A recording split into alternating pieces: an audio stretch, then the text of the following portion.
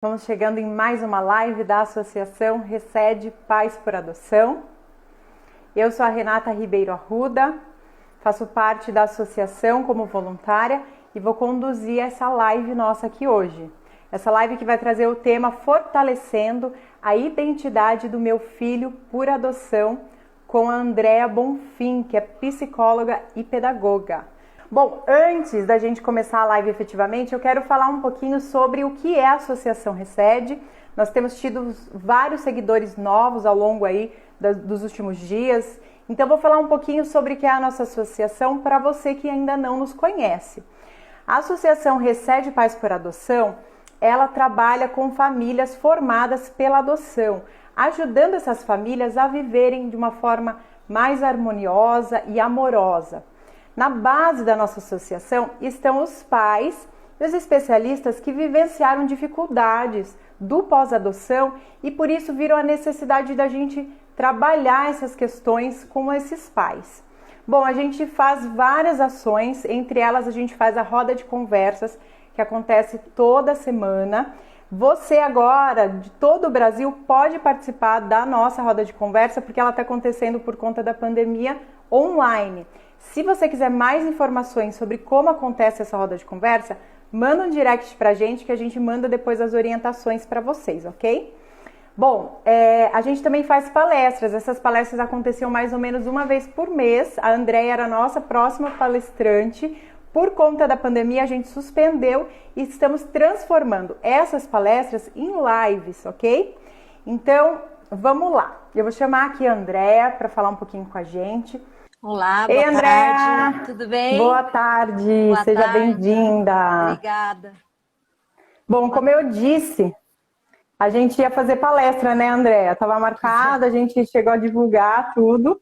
E aí, infelizmente, a gente teve de suspender por conta dessa situação aí da pandemia. Sim.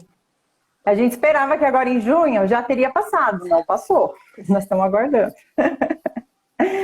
Bom, Andréa, para a gente começar efetivamente, eu quero que você conte um pouquinho sobre quem é a Andréa, né? Eu já disse que você é psicóloga, pedagoga, especialista em neuroaprendizagem, né? Mas conta um pouquinho da sua história aí para o pessoal te conhecer.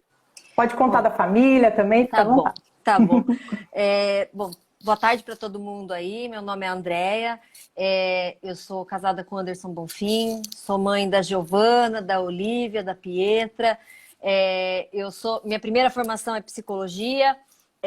Aí quando eu comecei a trabalhar com a psicologia e olhar um pouquinho para a sociedade, eu quis entender como que se dá esse processo de aprendizagem, né? Não só aprendizagem matemática, geografia e física, não, mas como que eu aprendo, como funciona meu cérebro para eu aprender que esse comportamento não me traz uma consequência boa, ou esse comportamento me traz, eu posso continuar fazendo. Então eu queria entender como é que se dá. Fui estudar pedagogia, acabei, né, entrando também, me especializando em neuroaprendizagem.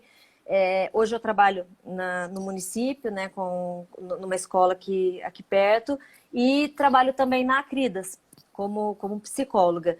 Eu já estou há um tempo aí trabalhando no social e eu sempre falo que o social, eu brinco que é como droga, assim, vicia, porque você não quer sair nunca mais você quer deixar, nunca mais. Quanto tempo, Andréa, que você está no Acridas? No Acridas, 5 anos.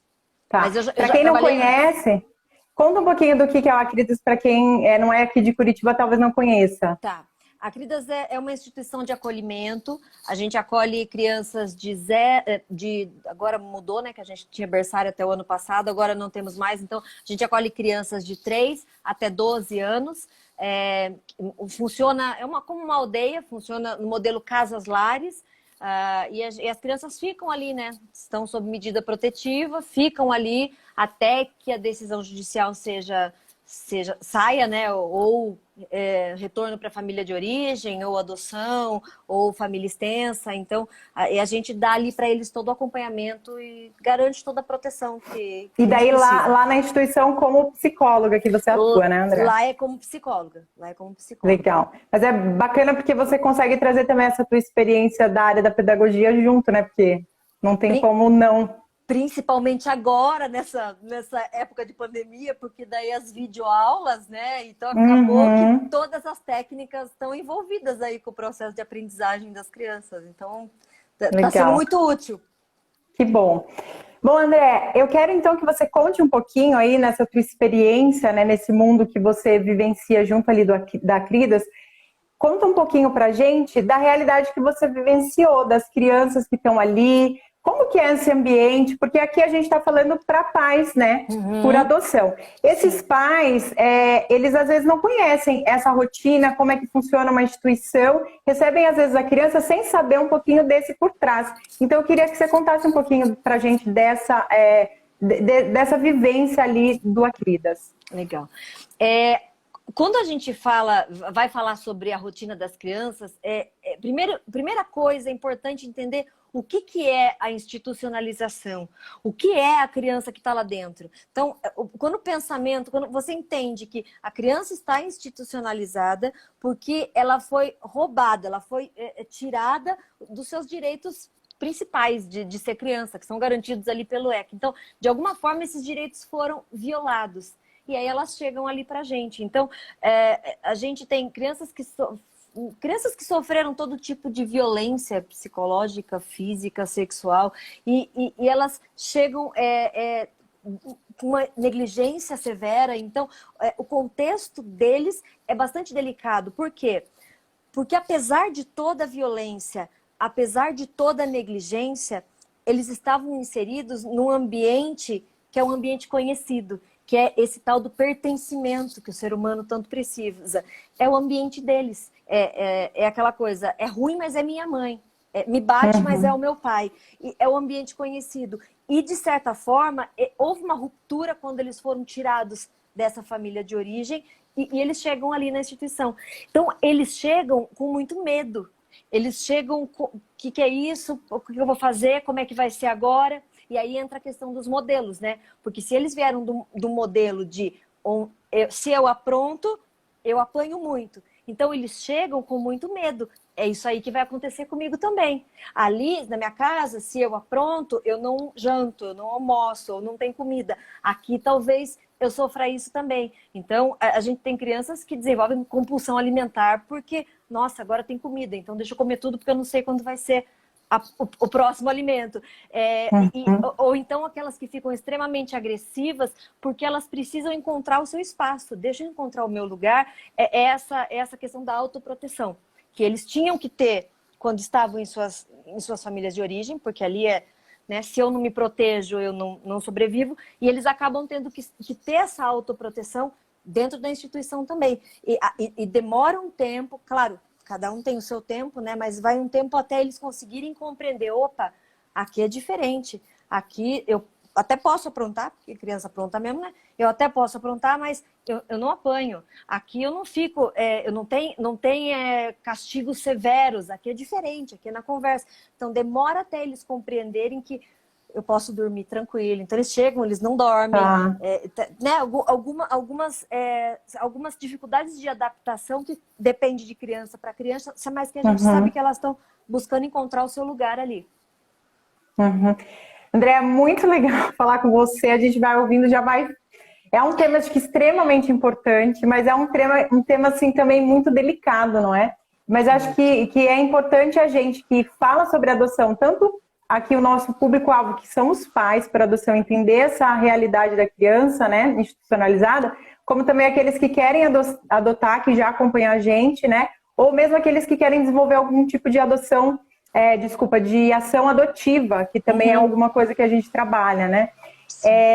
E aí, então, tá, a criança chega nessa. Você falou, né, que ela chega com medo, aprendendo. É legal também a gente pensar, porque a gente pensa a institucionalização como alguma coisa também muito ruim. O que é? Porque a criança não está num ambiente familiar. Uhum. Mas você me trouxe um ponto que me chamou a atenção, de que é um ambiente ainda melhor, né? Embora não o ideal, do que aquele que a criança estava, né? Sim, quando a gente fala da institucionalização, que a criança está lá, a ideia dela ir para lá é que ela tenha os direitos garantidos. E aí a gente começa a tomar conta de todos esses direitos, de toda essa proteção à criança.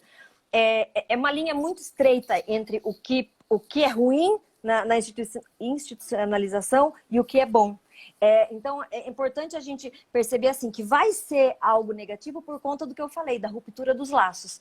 Então, romper um laço, por pior que seja, é meu, eu sofri muito, eu tive muita coisa ruim, mas era o que eu conhecia, então tudo isso que eu falei. E aí a gente entra naquilo também, que a institucionalização faz vir à tona tudo aquilo que era ruim na família de origem, mas ninguém percebia. Porque a criança podia ter uma dificuldade tremenda de aprendizagem lá em casa, mas não era olhado. A escola chamava, não ia. Então, nunca ninguém estava acompanhando essa aprendizagem da criança. Chega na instituição, vem à tona. E aí ele percebe, nossa, eu sou muito ruim. Eu estou muito ruim, né? Ele começa a ter que lidar com coisas que ele nem percebia. Com o fracasso. O ser humano é muito ruim o ser humano lidar com o fracasso. Ou então acha que tá tudo certo, tá tudo bem, porque em casa ninguém conversa, ninguém fala, ou todo mundo fala errado. De repente vem para a instituição com uma falta de estímulo, dificuldade na oralidade, ou dificuldade nos movimentos mesmo, mas porque não era estimulado a praticar esporte, essa coisa que a gente tem de vamos lá, vamos brincar, vamos correr, vamos gastar energia, não tinha isso. Então, todas as dificuldades, ou até mesmo a conduta. Em casa, numa casa numa casa onde a criança presencia violência física, é muito natural que ela responda com violência física. Então, chega na instituição, para ela se defender, o que ela vai fazer? Ela vai apresentar uma dificuldade de conduta. Até, como eu falei, ela precisa encontrar o lugar dela. Então, ela vai começar a ter... mas quando estava com a gente não tinha transtorno de conduta. É porque não era olhado, era muito natural, né? Era o modelo que ela tinha. E aí vem para a instituição, começa a desenvolver ou apresentar esses movimentos mais, né, exacerbados. Mas tem um lado muito bom. Em contrapartida, tem essa questão que você falou da proteção. Porque aí lá dentro...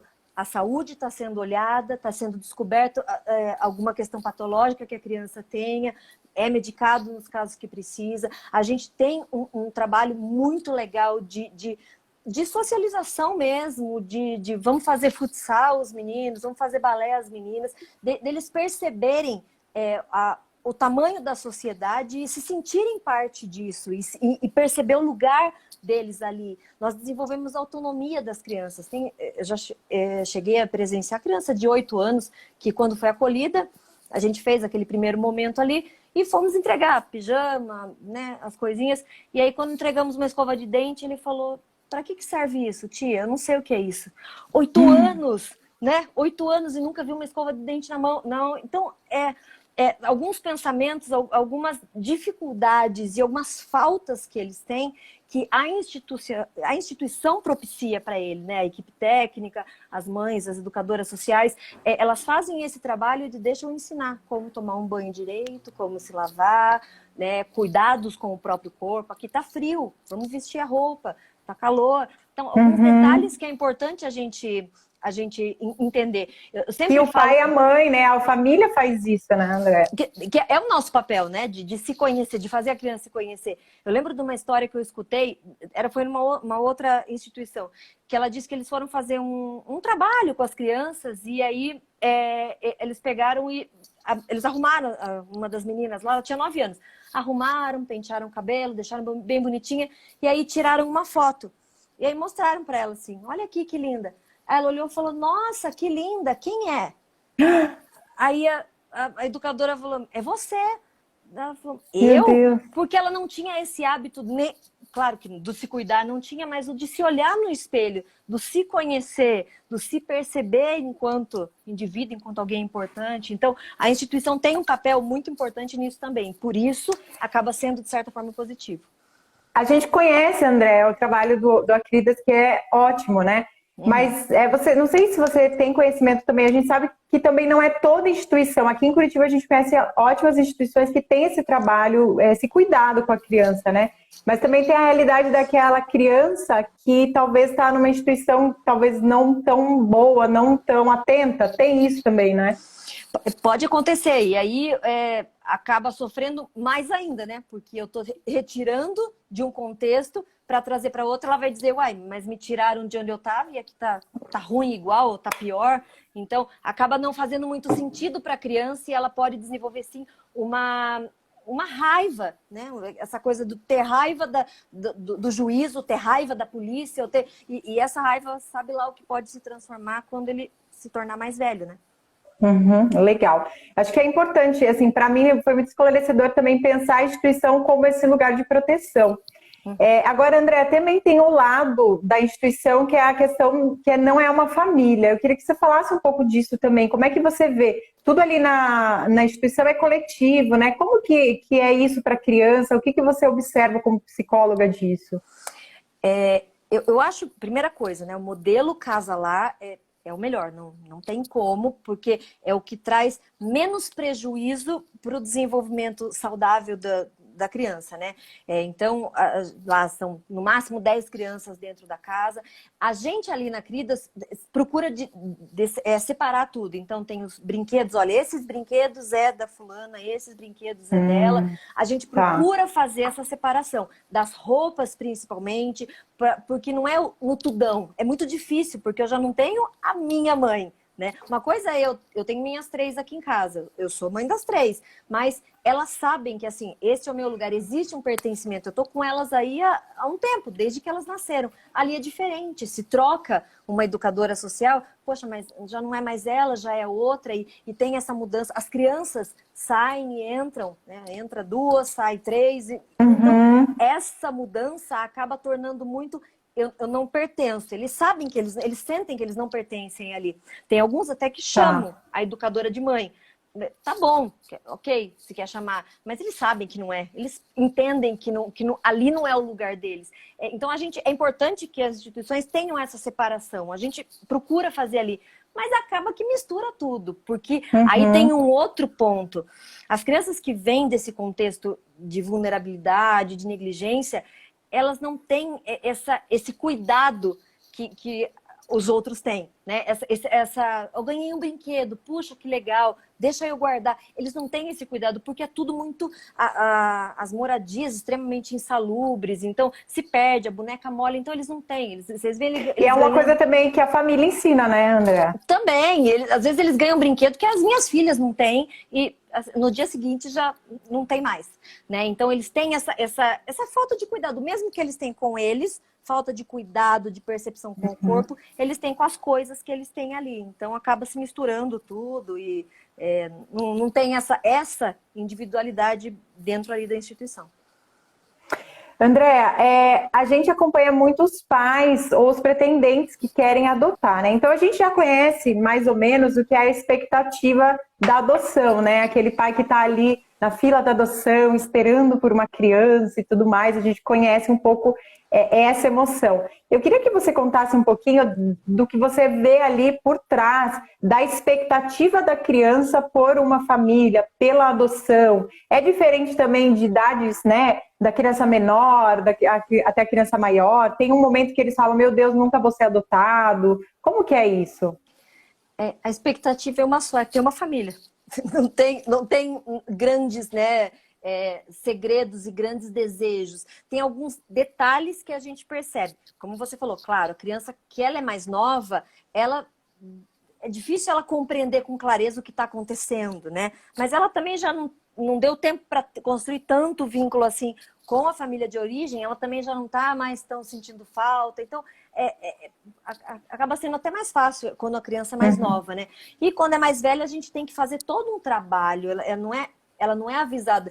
Eu imagino que quem vai fazer o processo, né, faz toda a habilitação para adoção, ele faz o processo e fica aguardando, né? Então, quando ligam para ele, é assim, olha, é hoje, aí, vocês querem? Né? E é muito no choque. Mas para a criança, a gente tem que fazer todo um trabalho para que a gente consiga fazer com que a cabecinha dele entenda que não é mais esta família. Então, o processo, ele demora o tempo até transitar em julgado, para destituição do poder familiar, a indicação da nova família.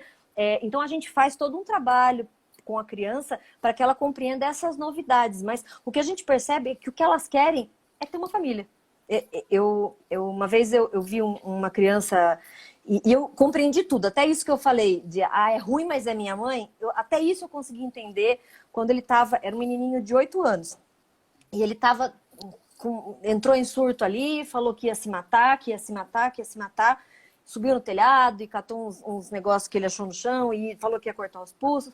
Daí fizemos toda a mediação e eu sentei com ele. Cara, o que está acontecendo, né? Fala para mim, o que você tem? E aí ele me disse assim, eu não aguento. E aí a gente entendeu que é porque tinha sido adotado um menino ali da casa, que ele tava, né? Da mesma casa. E isso mexeu com ele. E ele ele era o que mais estava tempo lá na instituição. E aí ele falou, eu não aguento mais ver todo mundo sair e eu ficar. Aí ele começou a chorar pela mãe dele. E assim, não fazia sentido, porque já fazia 2 anos que ele não via mais a mãe, ele já estava destituído. Então, assim, eu não estava entendendo ele chorar pela mãe dele. E aí eu falei, mas você tá assim por causa da tua mãe? Ele falou, eu queria voltar com ela. Eu falei, ué, porque ele nunca mais tinha falado isso. Ele falou, eu queria voltar com ela. Eu falei, mesmo? Você queria voltar com a tua mãe? E aí ele falou, porque tinha um contexto bem feio de violência ali, e de negligência. E aí ele falou assim, sim, tia, eu preferia voltar com ela, porque por pior que ela fosse, ela era minha mãe. E pelo menos eu ia ter uma família. Naquele dia eu entendi o que essas crianças querem. Elas querem uma família, entende? Uma família que possa ressignificar para elas o que é amor.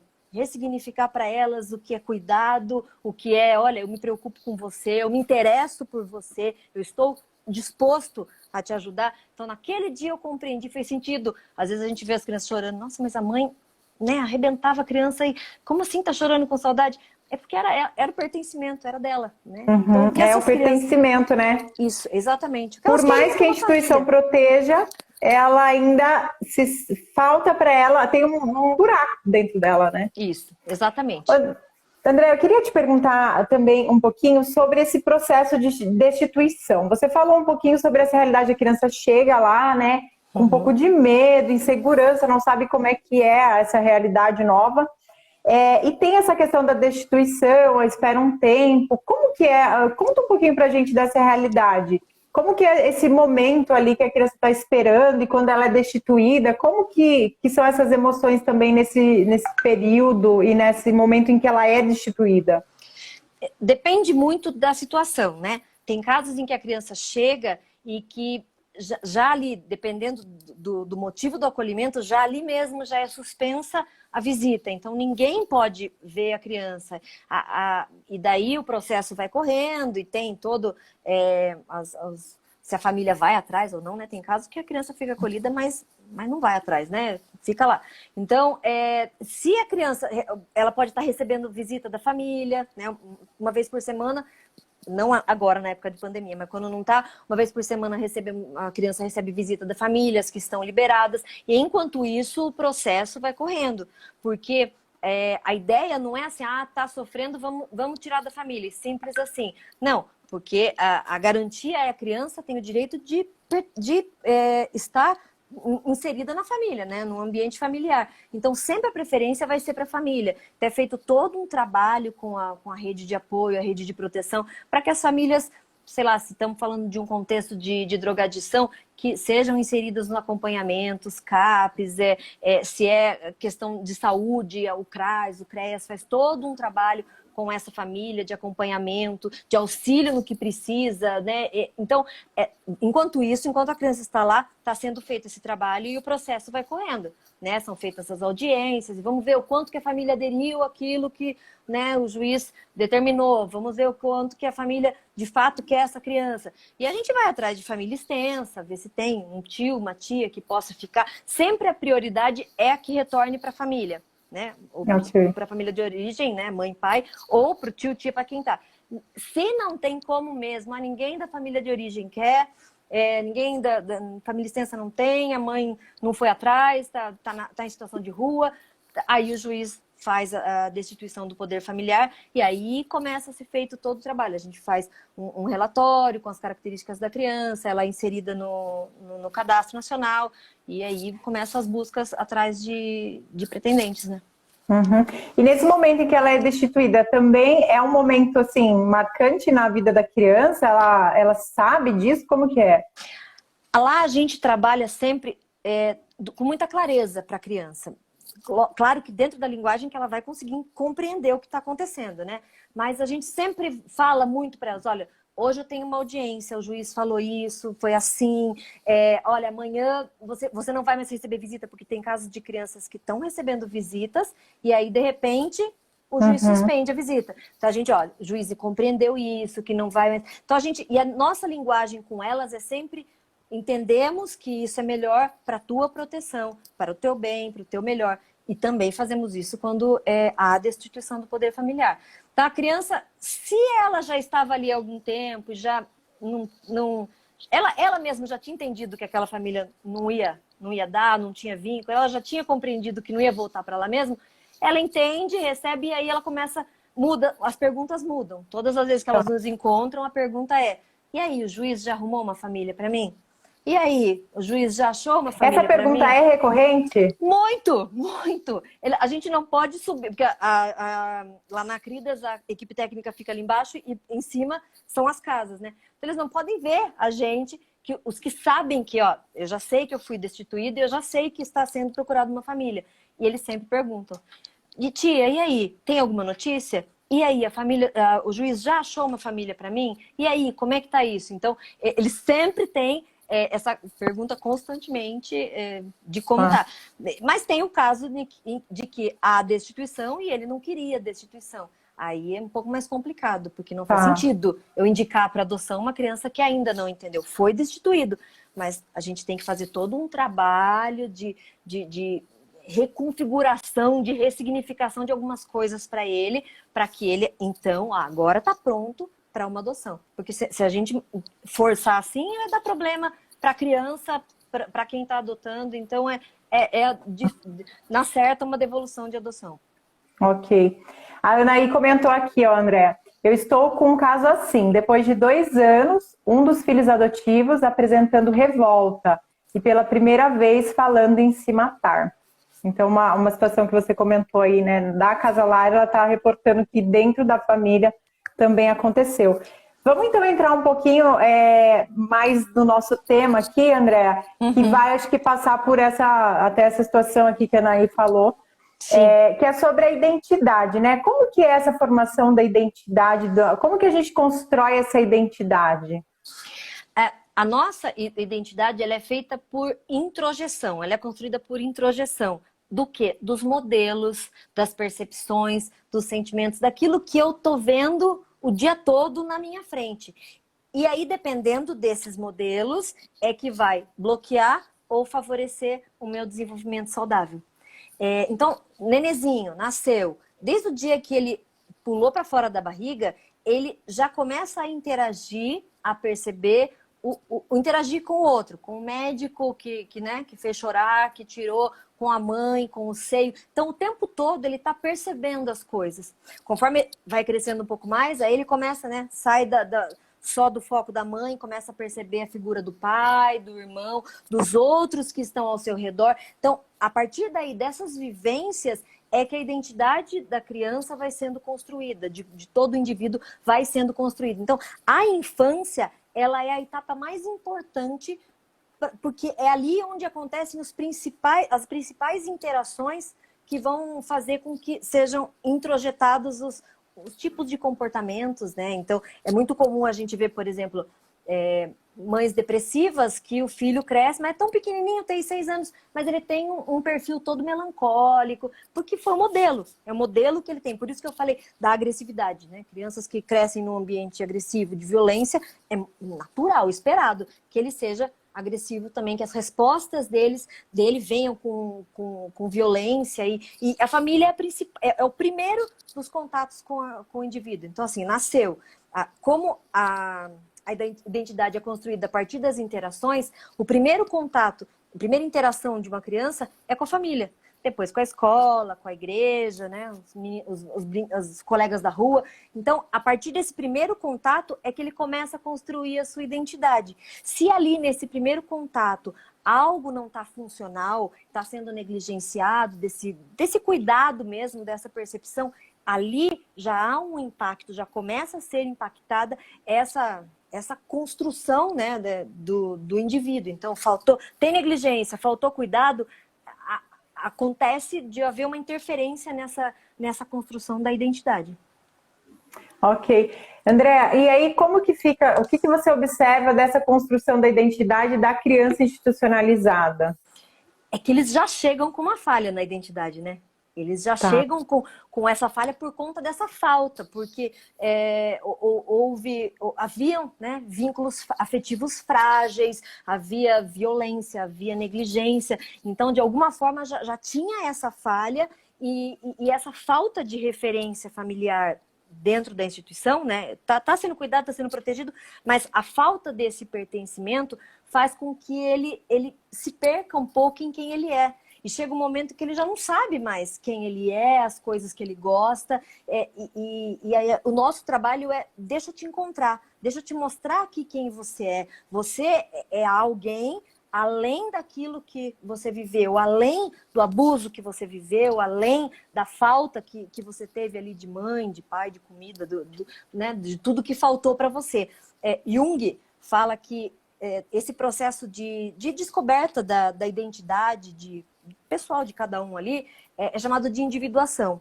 Então a gente tem que estar constantemente atentos nesse processo de individuação. O que está acontecendo, o que não está acontecendo. Deixa eu perceber, porque é só assim que eu consigo perceber as influências e eu posso dizer, sim, eu sou, não, eu não sou. Porque as crianças que chegam lá, que sofreram violência psicológica, elas chegam assim, eu não sei, eu não dou conta, eu vou ser bandido, eu já sei que eu vou pra cadeia, minha mãe sempre falou que eu não presto, minha mãe sempre disse que não me queria. Então, elas já vêm com uma predisposição a ter uma imagem delas mesmas extremamente deturpada. Então, esse processo de individuação é a hora em que eu vou separar o tu e o eu. Né? Então, a gente mostrar para a criança, não é porque o teu pai fazia, ou não é porque você cresceu, que você é isso. Não, você não é igualzinho ele. Então, alguns dizem, né? Eu sei que eu vou matar alguém quando eu... Por que você vai fazer isso? Porque meu pai fazia. E esse é o momento que a gente percebe. Tá tudo muito confuso, deixa eu separar o tu do eu. Né? Tá. O nosso processo lá, eu gosto muito de uma história que conta do Michelangelo, do artista, né? Que ele esculpiu ali a imagem de Davi e ficou lindo, maravilhoso. E o Da Vinci chegou para ele e falou: uau, como você conseguiu, né, fazer um Davi tão perfeito assim na pedra, esculpir um Davi tão perfeito?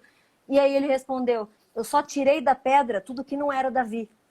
Então, eu penso que é isso que a gente tem que fazer. A gente precisa tirar as marcas, as dores, tirar aquilo que não é eles, para que a gente possa chegar ali no centro, na característica dele, naquilo que faz ele ser um ser individual, inconfundível, único, que somos, né? Que somos. As vivências acabam, né, manchando um pouquinho a ideia que a gente tem da gente mesmo.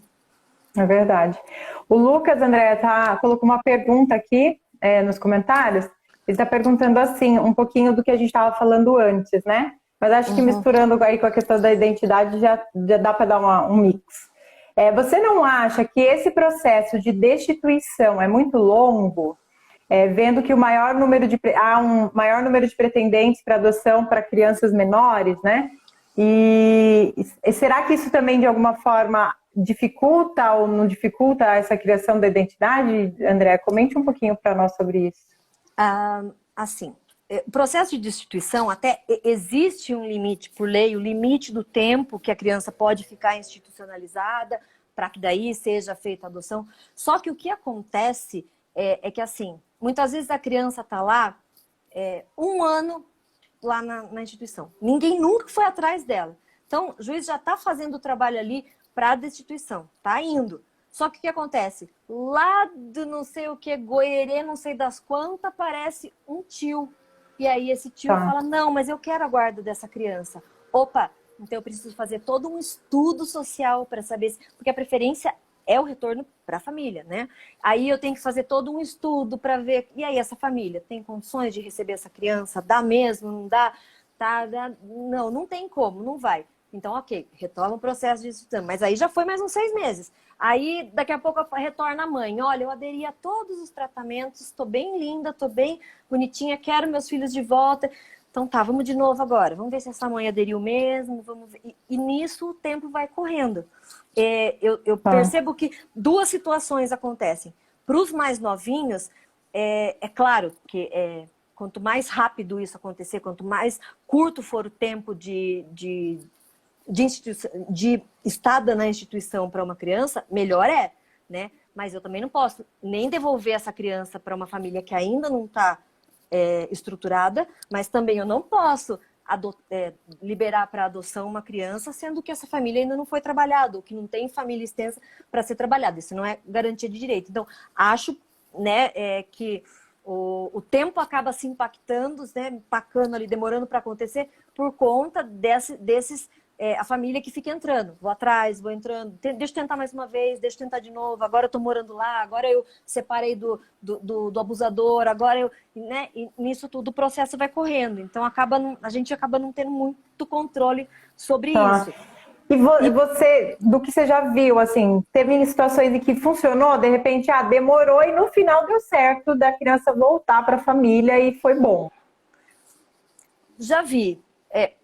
Casos, poucos, né? Já vi poucos. Não, né? Nesses casos em que demora bastante, já vi acontecer, né? E que era uma questão ali de falta de apoio, mas também a rede funcionou bem. Nestes casos que eu vi, a rede funcionou bastante de apoio mesmo ali para a mãe e de conseguir colocar ela num lugar para que ela pudesse receber as crianças. Então, já vi acontecer, mas não é a maioria.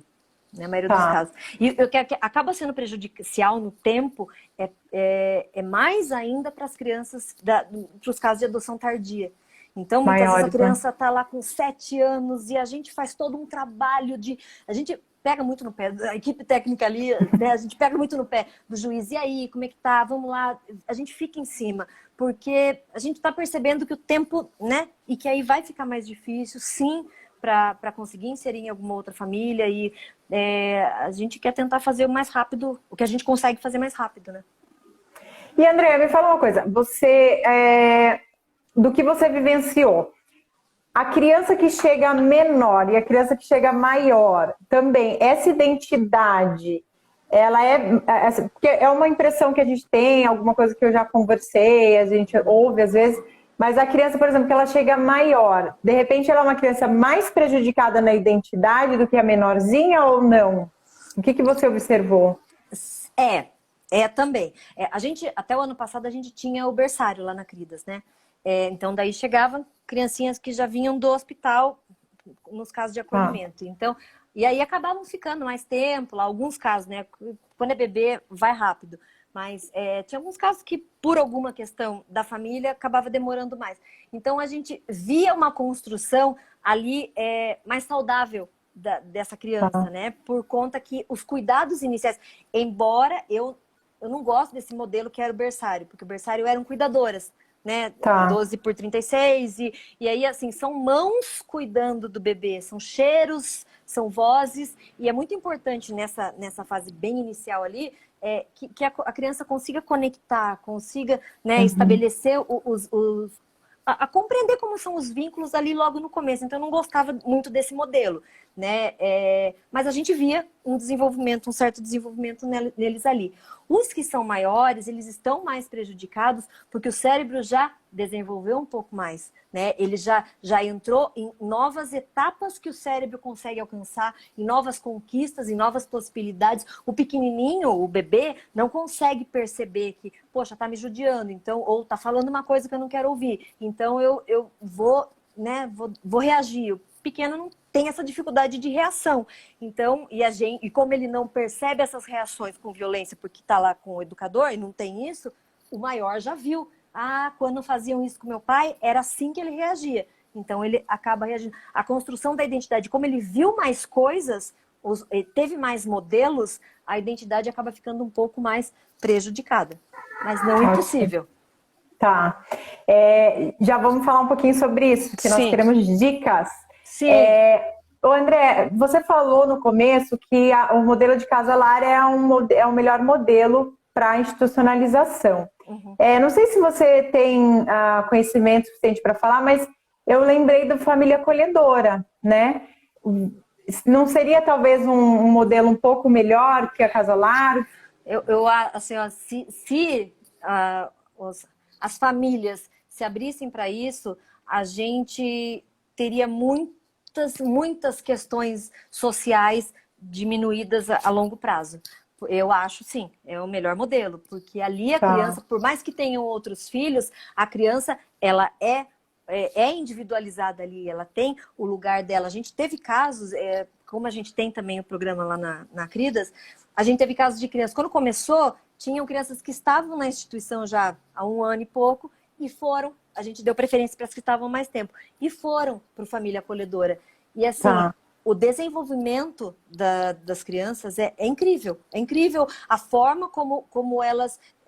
uma delas ali tinha muita dificuldade na dicção e super bem desenvolveu. A gente até tinha a impressão que tinha alguma questão ali de aprendizagem. Nada. Super bem, deslanchou.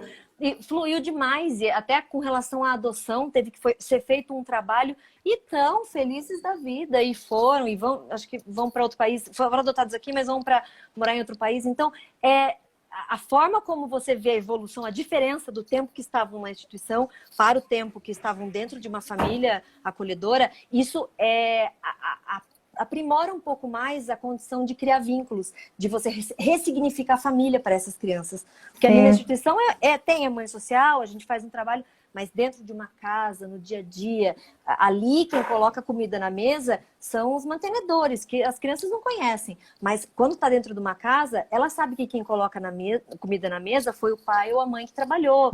Ah, então vamos sentar junto aqui para a gente comer. Olha que delícia que eu comprei. Vou comprar uma pizza hoje porque foi dia do pagamento. Então ela consegue perceber esses desenvolvimentos. Finanças, coisas básicas assim. Uma coisa corriqueira, né? Isso, que é o dia a dia.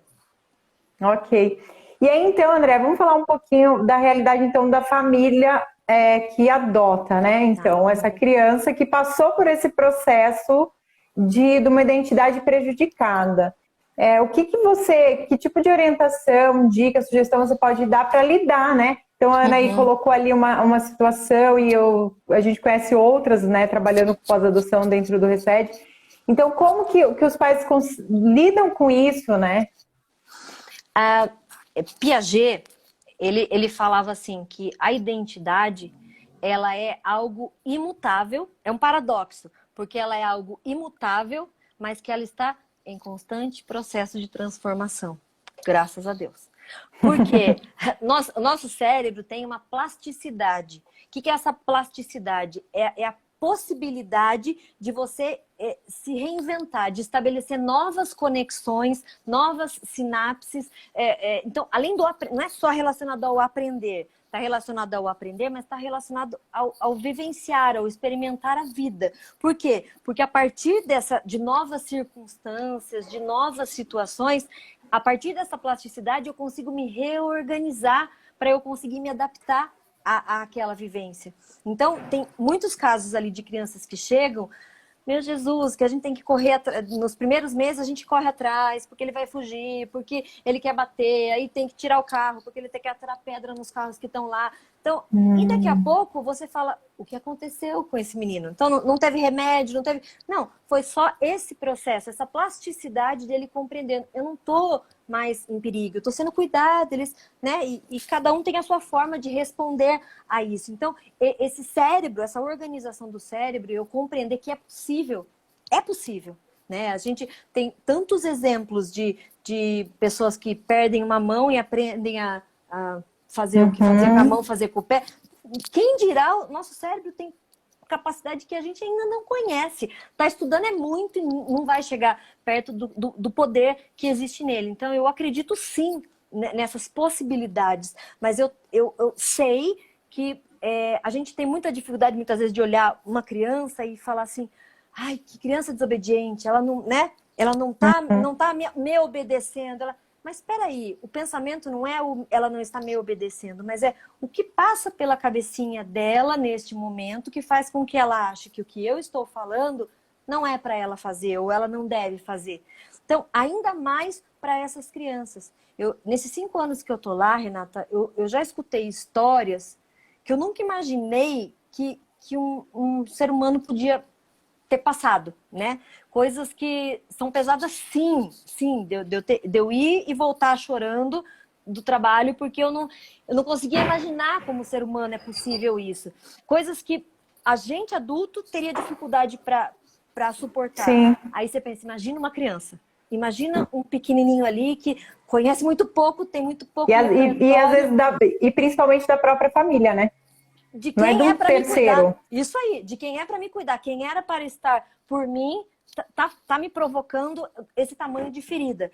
Então, as vivências deles ali são terríveis. Mas ele não vai conseguir falar pra gente assim, oi, tia Renata, eu estou me sentindo assim por causa disso, disso, disso. Porque nem nós conseguimos fazer isso. Tem coisas, vivências nossas que estão no nosso inconsciente que a gente só percebe que estão lá quando a gente começa a se comportar. Fala, nossa, mas por que eu fiz isso? Da onde que eu tive esse comportamento? Então, nós também não sabemos falar sobre o nosso inconsciente. Quem dirá as crianças, né? Elas não sabem nem dizer o nome do que elas estão sentindo. Então, é muito importante nesse processo, nesse processo de adoção é fazê-los compreender. Porque, assim, adoção foi preciso que eu adotasse as minhas filhas quando elas nasceram. A adoção é um querer. Eu escolhi cuidar de você, eu escolhi te amar. E tem alguns pais, a gente só dá amor quem sabe o que é amor, só dá amor quem teve. Então cada um dá o que tem. Essas crianças tiveram dos pais o que eles tinham para dar. Alguns nada, violência. E assim, como a gente faz muita entrevista com as famílias, a gente percebe que é um ciclo mesmo, né? Quantas e quantas mães ali que, porque eu também fui abandonada lá não sei na onde, e aí fui adotada, eu fui comprada, eu fui... Então, o histórico é sempre um ciclo. E a adoção pode sim romper esse ciclo, quebrar esse ciclo. Mas eu preciso ouvir o que essa criança tem para falar. Então, a primeira dica que eu sempre dou para todos os casos ali de adoção que a gente tem é não desconsiderar a história pregressa da criança. Existe uma história. Né? Ela não é filha de chocadeira, ela não simplesmente pulou aqui na vida. Ela pode ter chegado para a tua família com 5, 6 anos, mas ela não chegou na vida com 5, 6 anos. Ela é alguém. Ela é alguém desde que ela foi concebida lá no ventre. Pode ser que a mãe dela não sabia quem era o pai, tá bom, pode ser que a história... Mas ela é alguém. Então, é importante não desconsiderar essa história. Até porque tudo isso que ela viveu construiu ela. Fez com que ela chegasse até aqui. Com algumas questões negativas, sim, mas tudo depende de como a gente vai fazer com que ela... Porque se eu sei e se eu considero a história pregressa dela, ela vai saber, ela vai considerar e fica mais fácil essa comunicação para conseguir trabalhar. Como eu trabalho isso? Porque meu pai fazia isso, meu pai fazia aquilo, meu pai fazia aquilo outro. Como eu vou mostrar para ela que, veja, não é assim que faz. E não é no sentido que eu sei que é muito difícil muitas vezes. E eu trabalho muito com as crianças lá na Queridas Isso. Não é para odiar o pai e a mãe. Porque hoje você pode odiar, vai entrar numa família linda, família delícia, que vai te amar, incrível. Daqui uns anos você vai começar a ter problema por conta desse sentimento que você carrega dentro de você lá do começo, né? Da tua constituição. Então não é para odiar o pai e a mãe. É assim, veja, eles faziam isso porque eles não entendiam, porque eles não sabiam, eles não tinham amor para dar. Então, né, nós escolhemos te amar. Então, ressignificar essas experiências, ressignificar todas essas experiências. Quando as crianças têm muita dificuldade de aceitar ali a questão da adoção, eu sempre falo para elas, eu falo assim, eu tenho 3 filhas que são minhas, nasceram da minha barriga. Eu pude escolher elas? Aí eles falam, não. Eu falei, veja, essa pessoa que vai te adotar, ela vai escolher você. Ela vai saber tudo isso que você passou. Ela vai saber tudo, quem é você, como é você. E ela escolheu você. Você não acha que esse amor é bem maior? Eles ficam, né? Então, a ideia é eles compreenderem essa questão. Que o adotar é só um termo, mas eu também precisei adotar as minhas quando nasceram. Eu também precisei desse amor para trazê-las, inseri-las na minha vida, né? E fazer as devidas adaptações. Então, a diferença é que elas vieram, né, só com as características dela lá, e aí foram vendo os modelos aqui dentro de casa. Estes que vêm de uma realidade de adoção mesmo, aí eles viram outros modelos que acabam sendo prejudiciais, né? E aí fica difícil a gente trabalhar. E pode aparecer a qualquer, só respondendo a pergunta, né, que foi feita, pode aparecer a qualquer momento essa dificuldade. E aí vem a minha segunda dica, é o ouvir. É o você sentar e Fala, como que você pode falar? Eu quero te ouvir, eu quero ouvir o que você tem para me dizer. A adolescência é muito difícil, né? Quando começa a adolescência, assim, a gente fala, só fica trancado dentro do quarto, né? Só fica... Tá, ao invés de você chamar o filho para fora, por que você não tenta entrar no quarto? Deixa eu ver o que você tá ouvindo aí, deixa eu ver o que você tá vendo, deixa eu ver que legal. Não trazer eles para o nosso universo, ir até o universo deles.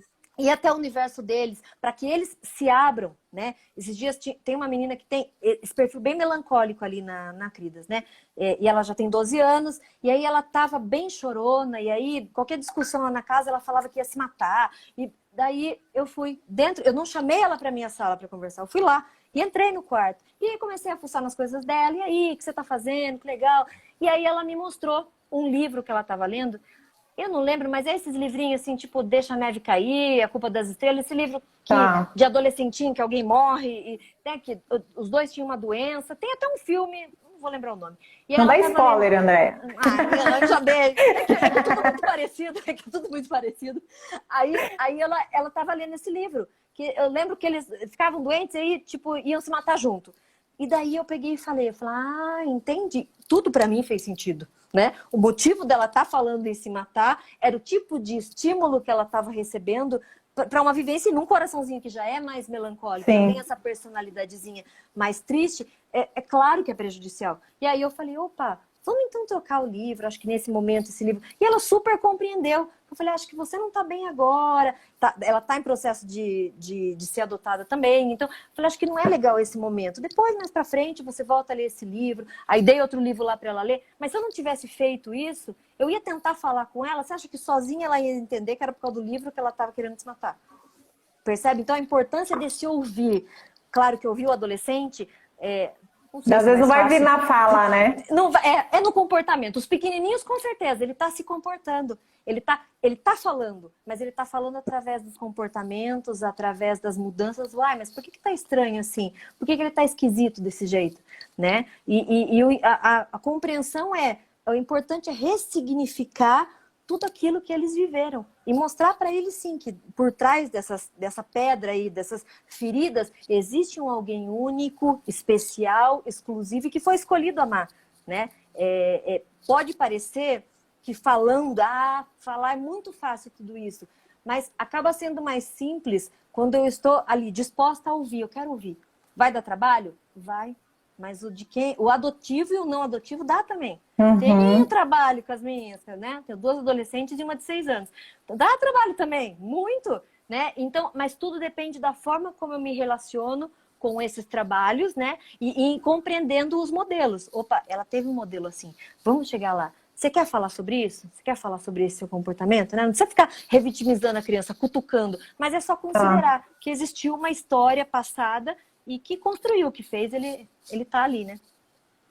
Acho que o jeito que a gente reage também, né, com o comportamento do filho, né, e talvez com esse filho adotivo, você acha então importante, você falou de ouvir, seria alguma coisa, você até deu o exemplo de uma coisa pontual que estava acontecendo naquele momento, né, André? Você acha legal também, assim, a gente tentar buscar da criança a história dela para tentar ajudar ela a ressignificar isso também? Ou você acha que é um lugar perigoso, de repente, para fazer com o psicólogo? O que você orienta? Bom, eu sou meio suspeita para falar sobre isso, mas eu acho que para falar para ir no psicólogo. Eu sempre vou. Eu acho que não é só as crianças que estão em processo de adoção, a vida, do universo, todo mundo, ser humano, nasceu. Opa, deixa eu ver, ser humano é importante ter um acompanhamento. E não é porque está tendo problema. É assim, estou fazendo psicólogo para não ter problema. Porque é nesse processo de se conhecer mesmo. Acho, sim, importante. O problema o perigo de você, talvez, dentro de casa, tentar fazer isso, porque até o psicólogo ele não vai ficar, e aí me conta, Renata, como que era? Ele não vai fazer isso. É algo que vai saindo ao longo das interações, que pode ser que aconteça dentro de casa. Se a criança sente abertura, dentro das casas lá da Cridas, sai coisas que nunca veio pra gente, né, sai abusos que nunca tinha sido não estava nem no processo. E aí a gente opa, para tudo, vamos lá fazer todo o processo, que agora saiu um negócio aqui que tem um abuso. Porque é nessa vivência dele se sentir à vontade Percebe? Então, assim, eu acho que dentro de casa é perigoso, porque eu vou revitimizar a criança. Aí é capaz que eu tenha o comportamento dele vai ficar pior do que estava. Pior, Porque traz muito para cá essas vivências ruins. Então é importante, assim, se ele estiver disposto a falar, ouvir até o que ele quer falar. Né? Não ficar, mas e aí? E como que era isso? Não fazer essa Sim, e mãe tem mania, mãe e pai tem mania, né, de ficar. Muito. A gente tomar cuidado com isso, porque toda vez que eu faço isso, eu vou revitimizar a criança. Quando eu não estou revitimizando? Quando ela quer falar sobre isso. Quando ela quer dizer, quando veio para ela, eu lembrei de uma coisa aqui, quero dizer. Fala, depois eu tenho uma pergunta sobre isso. Não, é isso, pode falar. Então, a Fels aqui pergunta: e quando a criança ou adolescente se nega a falar e conversar, como agir diante de comportamentos desafiadores? É muito comum ter esse comportamento desafiador, mas o comportamento desafiador, ele é para essa autoproteção. Eu preciso me proteger. Eles têm que proteger algo, ou porque é um segredo, ou porque é muito ruim e as pessoas podem julgar por N motivos, né? O adolescente em si, ele já se fecha. E o adolescente, ele se fecha porque ele não é o adotado, tá? É qualquer adolescente. A gente já passou por isso também, que a gente esquece. É verdade. Né? Esquece muito. Aí, o adolescente, ele se fecha por quê? Porque ele era uma criança e ele entrou num processo de maturação. É como a borboleta lá no casulo. Ele vai se fechar nesse tempo porque ele está pensando e ele está processando e tentando compreender quem é ele nisso tudo. Esses são os meus modelos, isso é o que eu penso. Por isso que eles têm esse movimento de ir contra. A mãe fala, isso aqui é verde. É verde, mas ele vai falar, olhe direito que eu acho que é azul. Ele quer ser do contra, porque ele quer imprimir, esta é a minha personalidade. Por isso que acaba dando as brigas, enfim. E ele se fecha porque ele está calado, se encontrando no meio da bagunça dele. Essa entrada no mundo do adolescente, ela não pode ser com questionamentos. O que é isso? Fale comigo, você não conversa comigo. Por que você não conversa comigo? Você tão quer... Não, é o entrar assim... E aí, o que você está ouvindo de música? Nossa, eu vi uma música super legal. Aí atrás, sabe que eu estou vendo um livro aqui? Vê se você acha que você não vai gostar. Nossa, um filme... Percebeu que ele gosta. É do super-herói. Vem cá, vou assistir um filme com você. Hoje eu estava aqui assistindo um filme de comedinha romântica com as minhas adolescentes. Filme que eu já assisti há muito tempo atrás. Mas eu falei, tá bom, vamos assistir então. Porque eu tenho que estar aqui ouvindo o que elas têm para dizer. Até você, sutilmente. E nesse sutilmente, na hora que você percebe, você está dentro. E sai uma resposta que nem era que você estava pensando em perguntar naquele momento. Mas sai algo. E aí você começou a abrir para que ele fale. Mas percebeu que ele não quer mais falar? Ok. Entendi, beleza. Respeitar. Então, respeitar o tempo dele, né? Porque as pessoas têm tempos diferentes, né? E não vai... Bom seria se todo mundo fosse igual. Entender essa fase, né? Como você falou, entender que ele está num processo de autoconhecimento, de mudança, e isso é muito complexo. Pra gente é só chato, adolescente é chato. Mas pra ele é um momento fundamental, né? Tá acabando o nosso tempo, Andréa. Que pena. Sabe que eu adoro falar. Olha só, a Ingrid falou aqui. Eu não sou psicóloga, né? Porque você falou, eu sou suspeita para falar. Então, ela não é suspeita para falar e está dizendo. É muito importante fazer terapia. E a Ingrid também é mãe por adoção, né? Então, é uma recomendação. Isso mesmo. De quem conhece os perrengues. É isso aí, os perrengues. Bom, tá terminando o nosso tempo, Andréa. Eu queria só, então, que você finalizasse aí falando um pouquinho... Eu sempre peço um resumo. Então, fortalecendo a identidade do meu filho por adoção. Tá com você a palavra. Tá bom. Não é impossível. Não é impossível. O cérebro humano, ele se molda. A gente que é mais velho, a gente acaba sendo mais difícil mudar, porque a gente já tá mais durão, estruturado, achando que a gente tá certo. Mas a cabecinha das crianças, elas podem, né, passar por transformações e é muito possível ressignificar. Eu acredito muito no papel das famílias, nessas famílias que acolhem, que adotam, porque é delas a responsabilidade, né? Que entendem isso, entendem se são responsáveis por uma parcelinha dos próximos aí que estão por vir, né? Dos próximos que vão estar nos bancos, nos próximos que vão estar no comércio, na educação, no governo. Esses são os próximos. E se a gente não cuidar dessa parcelinha, eles vai saber o que pode acontecer com eles no futuro, né? Então, eu sempre agradeço as famílias que têm esse coração, que têm essa disposição. Eu acho que esse é o papel da igreja, esse é o papel da família, esse é o papel da sociedade de bem.